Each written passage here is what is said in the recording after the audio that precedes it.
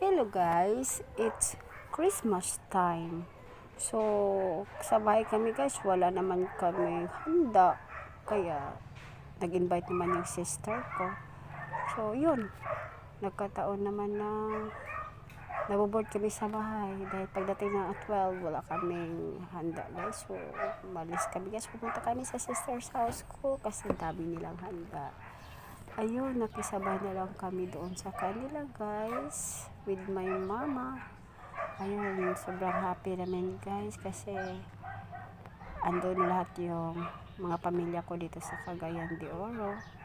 So happy together kami kasi naisip ko rin bored na bored sa bahay kapag kayo lang tatlo sa bahay, di ba? So pagdating ng 12 o'clock, maganda kasi pag maramihan kayo. Thank you for watching guys. See you in my next video. Bye-bye.